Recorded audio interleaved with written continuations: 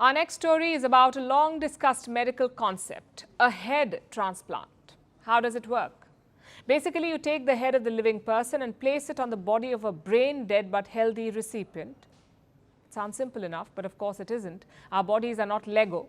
A head transplant would require complex surgeries involving our nervous system. And the scientific challenges aside, there's also the ethical question of body swapping. Nonetheless, a new company wants to explore this. It wants to use cutting-edge robotics and artificial intelligence to do head transplants.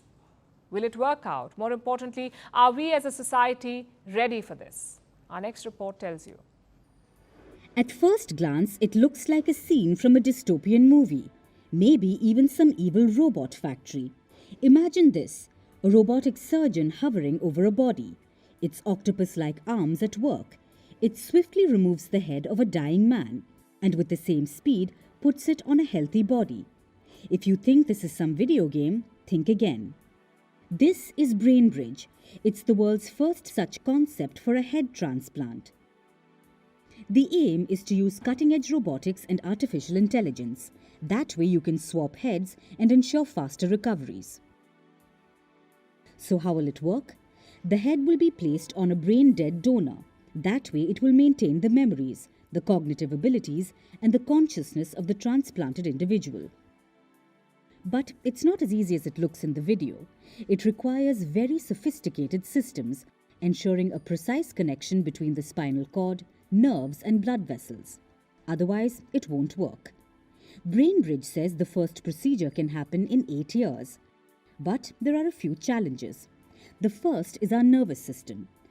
Removing a brain requires cutting through 12 pairs of nerves. And it's not like a circuit. It doesn't just join back together. Nerves die when they are cut, so reconnecting them will be a task in itself. But imagine all of this does work out. The nerves are reconnected, the transplant works perfectly. The head is now on a new body. The question is, what happens after that? This is a process that's never been done, so there are many speculations. Will they gain consciousness? How will they react to the new body? Will the human be able to live in a new body? All of these are scientific challenges. And then there's the ethics of body swapping. Is it even right? Can you adapt to a different body? Preserving the patient's identity raises many questions, especially about the continuity of the self.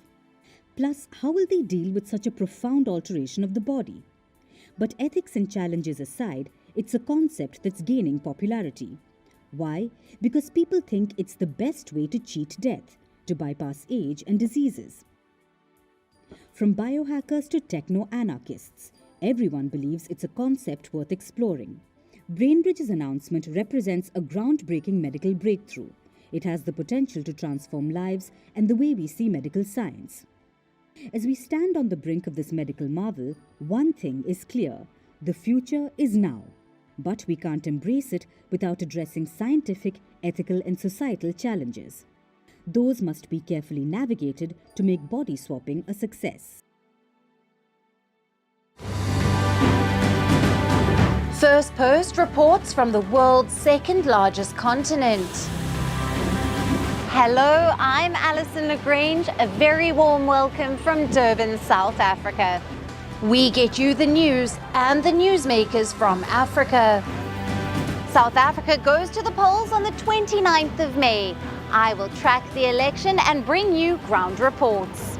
Is it the end of the road for the African National Congress? And will former President Jacob Zuma stage a dramatic comeback?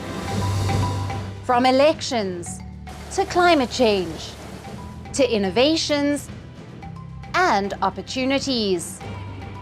As the world's attention shifts, we report from Africa, the heart of the global south.